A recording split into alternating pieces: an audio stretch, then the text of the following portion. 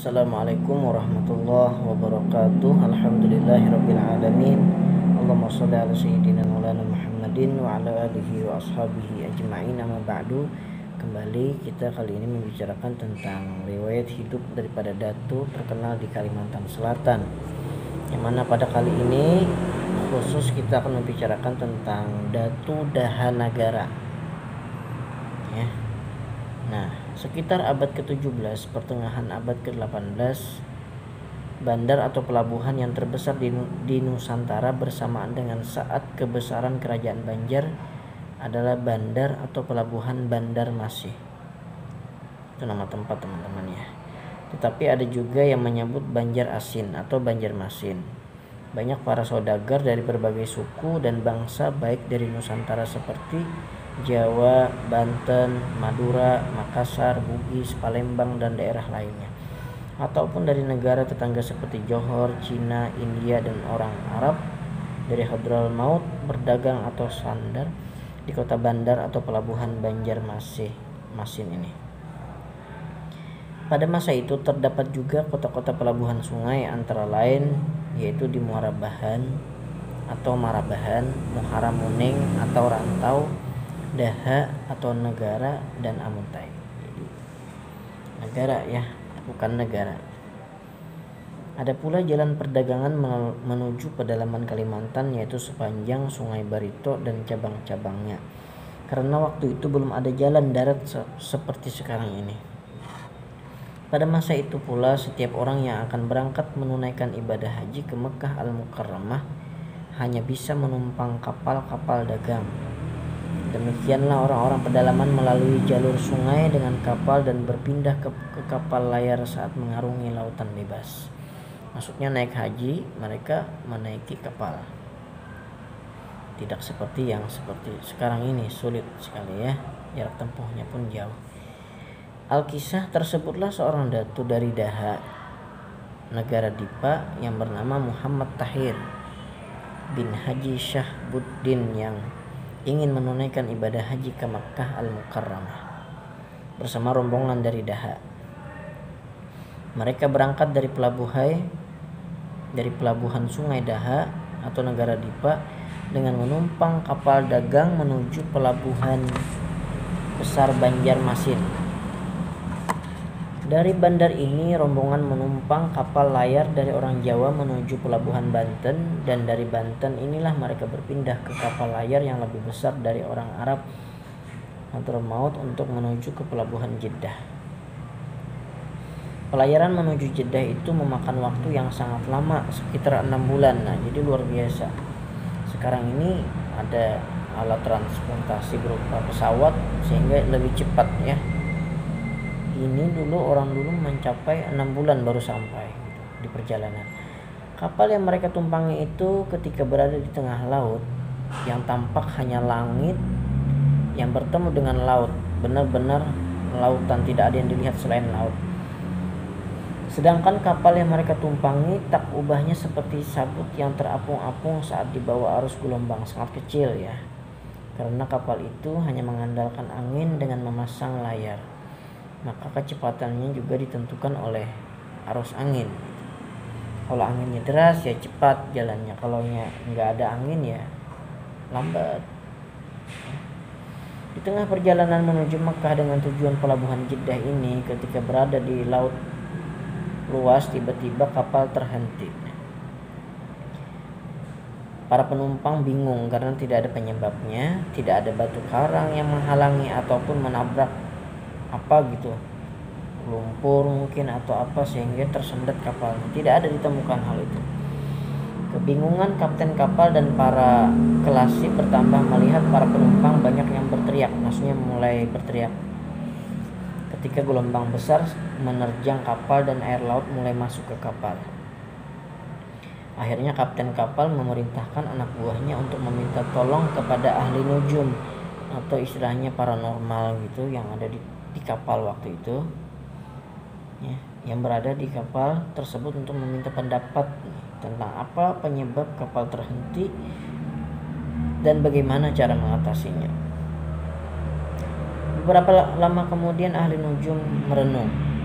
Akhirnya mengatakan kepada kapten kapal bahwa penyebabnya sangat sulit untuk diucapkan dan ia sulit tadi untuk mengucapkannya, apa yang menjadi sebabnya.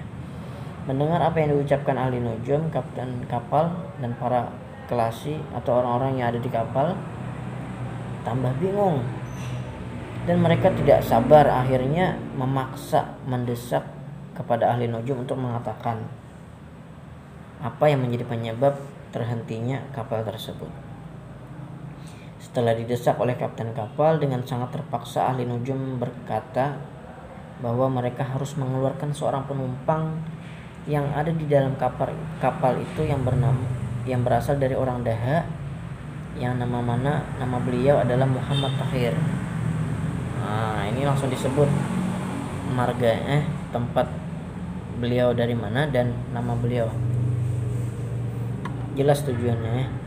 Setelah berpikir beberapa lama, akhirnya kapten terpaksa menuruti pendapat ahli nujum tersebut dan berkata kepada Datu Daha tersebut, "Wahai orang Daha, atas petunjuk ahli nujum tadi bahwa kalau Anda masih berada di kapal ini, maka kapal ini tidak akan dapat berlayar dan dikhawatirkan akan pecah diterjang oleh ombak.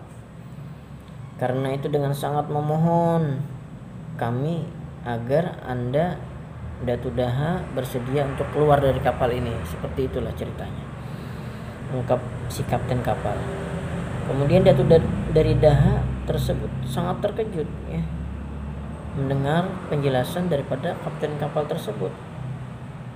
Kata Datu Daha, "Apa sebabnya saya harus dikeluarkan dari kapal ini? Apakah karena kekurangan ongkos? Kalaunya itu yang kurang, akan saya tambah." Kemudian kapten kapal menjelaskan lagi bahwasanya bukan itu yang menjadi masalah tetapi ketika keberadaan Anda ada di kapal ini, itulah yang membuat kapal ini tidak bisa berjalan. Jadi ketika Anda keluar dari kapal ini, masih terjun ke lautan lepas, maka kapal ini akan dapat berjalan kembali sesuai arahan daripada si ahli nujum tadi. Kemudian meskipun Datu Daha meminta agar tidak dilakukan, tetap saja orang kapal dan kapten kapal memaksa beliau untuk dilemparkan ke lautan. Setelah dilempar ke lautan, beliau terombang-ambing di tengah laut, dihempas ombak, dan suasana laut sangat ganas waktu itu. Dan sampai beliau berpikir, si Datu Daha berpikir bahwasanya inilah sudah ajal beliau gitu. Dan beliau sudah pasrah, tawakal kepada Allah Subhanahu wa taala. Kemudian akhirnya memang terjadi teman-temannya, setelah Datu Daha keluar dilempar tadi, kapal kembali dapat berjalan sebagaimana mestinya ke pelabuhan Jeddah. Datu Daha pingsan seolah-olah pingsan ketika di laut itu, dan tidak tahu berapa lama dia terombang-ambing di lautan tadi, sampai akhirnya beliau sampai ke pantai. Ternyata alhamdulillah masih diberi umur oleh Allah, dan beliau langsung mengucapkan, "Alhamdulillah, Allah telah menyelamatkan saya dari musibah ini, dan saya berharap semoga Allah memberi petunjuk kepada saya harus berjalan kemana nih di pantai ini, apa yang harus dituju." Karena sangat lelah dan di samping itu juga perut sudah mulai terasa lapar, dengan kekuatan yang masih tersisa beliau bangkit dan berjalan menyisir pantai. Kemudian pandangan beliau sudah mulai gelap. Bingung lah ketemu pulau yang tidak berpenghuni gitu. Tetapi teman-teman setelah beliau menyisir pantai jauh, beliau menemukan sebuah makam. Maksudnya banyak kuburan di pantai itu. Dan beliau yakin ini sebuah perkampungan. Namun setelah hampir setengah hari mengelilingi pemakaman tadi, beliau tidak menemukan rumah orang gitu. Dengan kecapean dan beliau terhuyung-huyung, dan beliau sudah menoleh ke sana kemari, tiba-tiba setelah perjalanannya panjang tadi, beliau bertemu dengan seseorang yang agak tua namun masih kelihatan wibawanya, kuatnya, dan orang tuh sangat tinggi dikatakan di dalam buku ini teman-teman ya. Nah, dengan tenaga yang tersisa beliau ikutilah orang tersebut dan meminta pertolongannya. Sampai di rumah orang tua tersebut, Datuk Daha mengucapkan salam dan disuruh masuk oleh orang tua tadi. Maksudnya di pantai tadi banyak pemakaman, tetapi beliau menemukan satu orang yang tua tadi ya, tapi badannya tetap tegak dan tinggi orangnya. Di dalam rumah tersebut, Datuk Daha langsung memeluk tuan rumah tersebut. Kesenangan nih ketemu orang. Setelah beristirahat sebentar, orang tua tersebut menanyakan kepada Datuk Daha mengapa ia berada di daerah ini. Kemudian Datuk Daha menceritakanlah seluruh pengalaman perjalanan yang dia alami sampai akhirnya bertemu kepada orang tadi, yang mana kata beliau dia dalam perjalanan ini dengan niat agar bisa naik haji ke Mekah Al-Mukarramah. Orang tua itu dengan serius mendengarkan cerita Datuk Daha. Kemudian Datuk Daha menanyakan perihal kampung tersebut, kampung apa namanya dan negeri apa ini sebenarnya. Ya, karena yang terlihat hanyalah kuburan dan orang tua tersebut, tidak ada yang lain. Kemudian orang tua tersebut menjelaskan kepada Datuk Daha bahwa di kampung ini tidak ada perumahan selain kubur-kuburan.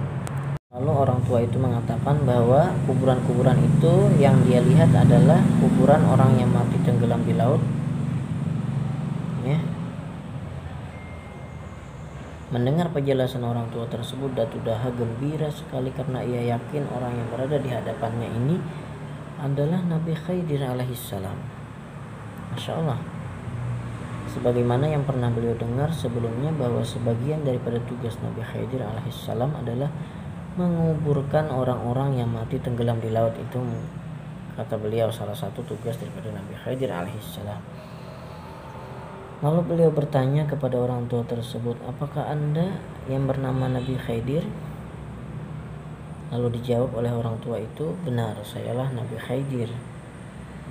Alhamdulillah dengan izin dan rahmat Allah yang telah memberikan anugerahnya sehingga mempertemukan saya dengan anda, dan anda telah menolong saya ketika saya dalam kesengsaraan, kata Datuk Daha. Setelah mengucapkan kata syukur, Datuk Daha langsung memeluk dan mencium Nabi Khidir. Bersyukur kepada Allah, kata Nabi Khidir, karena memang tugasku untuk orang-orang yang ditakdirkan oleh Allah untuk selamat. Maksudnya termasuk orang pilihan ini, beliau ini selamat. Dan tugasku pula lah untuk mengumpulkan semua orang yang mati di laut untuk dikuburkan di tempat ini. Kemudian Datuk Daha merasa yakin bahwa niatnya untuk mengerjakan ibadah haji akan dikabulkan oleh Allah Subhanahu wa taala dengan sebab bertemu beliau. Pasti ada solusi ini. Dan ia berharap agar Nabi Khidir dapat menolongnya lagi untuk dapat menunaikan ibadah haji ke Mekah Al-Mukarramah pada tahun ini juga.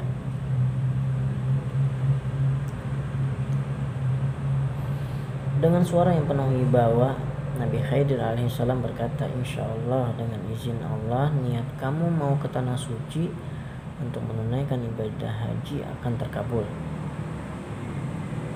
Tetapi sebelumnya kamu harus bermalam di sini dahulu selama 3 malam untuk menunggu hari Jumat tiba. Maksudnya mungkin itu Senin gitu ya. Jadi Selasa, Rabu, Kamis, Jumat. Sebab nanti pada hari Jumat akan datang ke sini seorang wali Allah yang bernama Abdus Samad, atau bisa disebut dengan Datu Sanggul beliau. Ini termasuk nama yang sangat terkenal di Kalimantan ya, Datu Sanggul. Yang mana beliau berasal daripada Borneo atau Kalimantan, yang mana beliau tinggal di Kampung Muning, Tatakan Rantau. Karena seperti biasanya setiap hari Jumat Datu Sanggul sholat Jumat di Masjid Nabawi Madinah atau di Masjidil Haram Mekah. Setiap Jumat beliau pergi naik haji. Masya Allah, seorang wali Allah.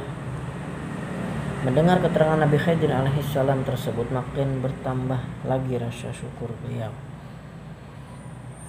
Sebab di samping niatnya untuk menunaikan ibadah haji, itu akan tercapai, ditambah lagi akan bertemu dengan seorang wali Allah yang merupakan satu negeri, maksudnya satu wilayah dengan dirinya, yaitu di Kalimantan.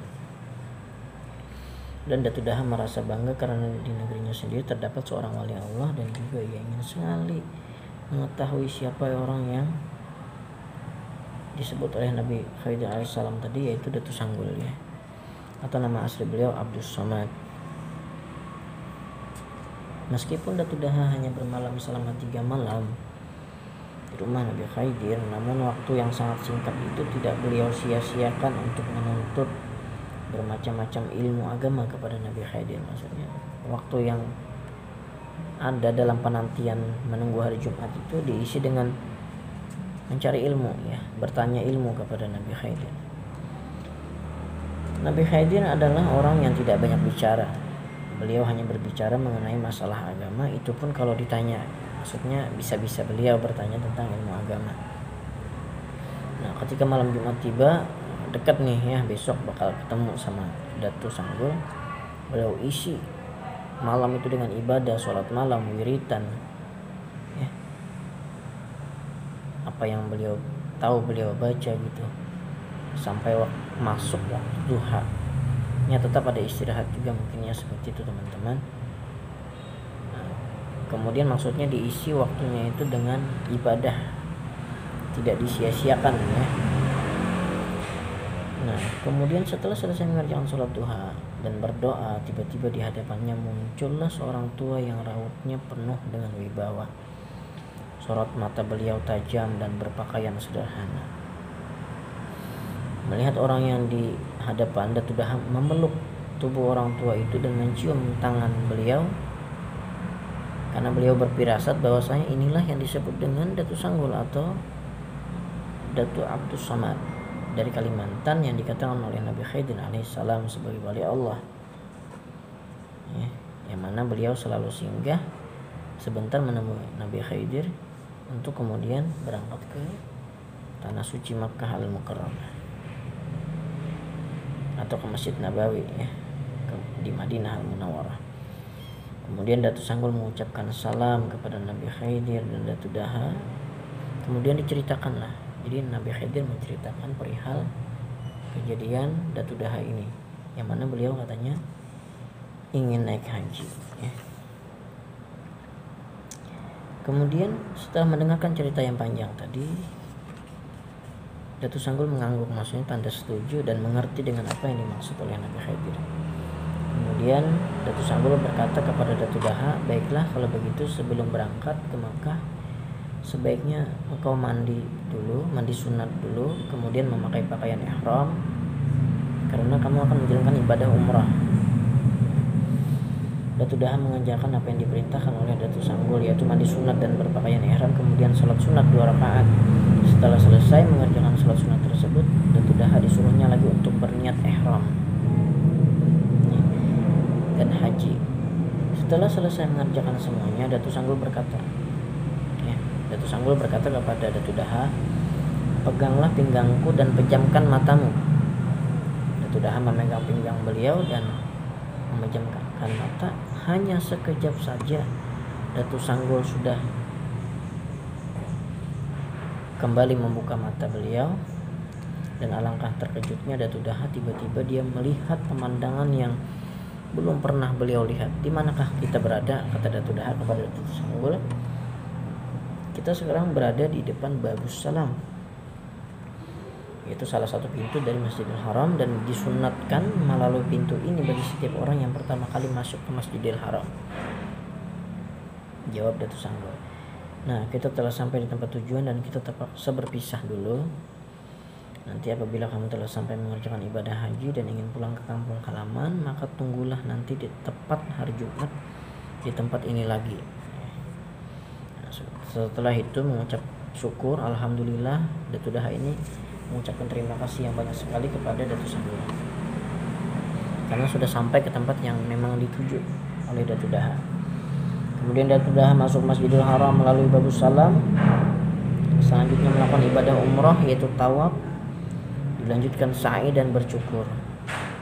Waktu itu kota Makkah masih belum ramai ya, karena jemaah haji masih belum tiba. Namun kesempatan itu tidak beliau sia-siakan untuk beribadah di Masjidil Haram. Maksudnya orang belum lagi masanya untuk berhaji gitu, tapi beliau sudah begitu sampaikan sehingga waktu banyak lapang gitu untuk beribadah di Masjidil Haram. Hari berganti hari, minggu berganti minggu. Tak terasa Datuk Daha sudah hampir 1 bulan berada di Masjidil Haram Mekah. Kemudian semakin hari sudah dekatlah masanya orang-orang juga pada berdatangan ingin naik haji, baik datang dari berbagai bangsa suku ya, terkumpul untuk melaksanakan ibadah haji. Akhirnya semakin semarak ramai di kota Mekah ya. Nah, tak lama kemudian ada kan rombongan Datuk Daha sebelumnya yang melempar Datuk Daha ke sungai, ke lautan, ternyata baru datang. Bertemu nih. Ternyata dengan sangat terkejut teman-teman rombongan Datuk Daha ketika bertemu dengan Datuk Daha yang dibuang tadi. Ternyata beliau ada di Mekah Al-Mukarramah. Masing-masing mereka memohon maaf pada Datuk Daha karena telah melempar beliau ke lautan. Masih dalam keadaan bingung, salah satu dari mereka menanyakan tentang bagaimana sih Datuk Daha sampai selamat berada di Mekah Al-Mukarramah ini dan dapat bertemu dengan mereka kembali. Kemudian Datuk Daha menceritakan pengalaman beliau dari awal sampai akhir bisa sampai ke kota Mekah ya, dengan bantuan dibawa oleh seorang wali Allah bernama Datuk Sanggul dari Kalimantan. Musim haji telah tiba, maka Datuk Daha pun bersama seluruh kaum muslimin melaksanakan manasik haji sesuai dengan tuntunan manasik haji. Selesai melakukan ibadah ya, akhirnya sampai ke hari Jumat ya, bertemulah beliau dengan Datuk Sanggul, dan sebagaimana sebelumnya berangkat ya, diperintahkan sama ya. Kata beliau, pegang pinggang dan memejamkan mata. Tidak lama beliau sampailah ke Kalimantan. Beliau diantar oleh Datuk Sanggul sampai di ujung negeri Daha. Di situ diberhentikan di situ sehingga selanjutnya berjalan kaki sampai ke rumah. Maksudnya agar orang lain tahu bahwasanya beliau berangkat selesai daripada berangkat haji gitu. Menjelang perpisahan, Datuk Sanggul berpesan agar apabila orang bertanya bagaimana sih ceritanya, maka jawablah bahwasanya semuanya terjadi atas pertolongan dan keridhaan Allah Subhanahu wa taala. Penduduk terkejut dengan kedatangan Datuk Daha pada waktu yang tidak semestinya ya. Bayangkan semestinya perjalanan 6 bulan dan pulang pun pasti 6 bulan gitu. Tapi ini hanya sekejap. Ya. Jadi Datuk Sanggul berpesan agar jawablah itu semua atas pertolongan Allah Subhanahu wa taala. Masyarakat kemudian datang banyak sekali mengunjungi Datuk Daha, dan semuanya dijawab oleh Datuk Daha dengan jawaban yang dipesanin oleh Datuk Sanggul tersebut. Kemudian tidak lama, beberapa bulan berlalu, ternyata rombongan Datuk Daha sebelumnya yang naik kapal itu berbondong-bondong lagi datang bertemu Datuk Daha. Masya Allah, karena kata beliau, setelah berhaji kemarin entah kemana kamu gitu, nggak terlihat. Ternyata beliau pulang langsung dibawa oleh Datuk Sanggul tanpa perlu ngikut kapal rombongan itu lagi. Dan memang masyarakat dibuktikan lagi dengan pernyataan rombongan Datuk Daha yang datang terlambat, bahwasanya memang rombongan itu memang bertemu dengan Datuk Daha di Mekah Al-Mukarramah. Masya Allah. Nah, kemudian ada kelebihan lain yang beliau bisa ya, yaitu ketika penduduk Daha mengalami masa kekeringan yang panjang dan sulit untuk mendapatkan air. Kemudian penduduk Daha memohon kepada Datuk, maksudnya berdoa kepada Allah agar segera menurunkan hujan gitu, dan memimpin sholat istisqa atau sholat untuk memohon diturunkan hujan. tidak lama setelah selesai melaksanakan sholat tersebut, yang mana sebelumnya dilakukan puasa ya, sesuai dengan petunjuk syariat, dan kemudian beliau berdoa, maka tiba-tiba air memancar dari dalam tanah ya, meskipun tidak turun hujan, sama saja permintaannya ingin minta air, tetapi keluar daripada adanya mata air di bawah tanah. Masya Allah. Akhirnya penduduk Daha selamat daripada kekeringan yang membuat mereka menderita waktu itu. Alhamdulillah, segala puji hanya milik Allah. Itulah karomat atau kelebihan yang Allah berikan kepada Datu Daha Nagara ya. Semoga cerita ini bermanfaat buat kita semua. Mohon maaf jika ada kesalahan kata atau kekurangan. Akhir kata, wassalamualaikum warahmatullahi wabarakatuh.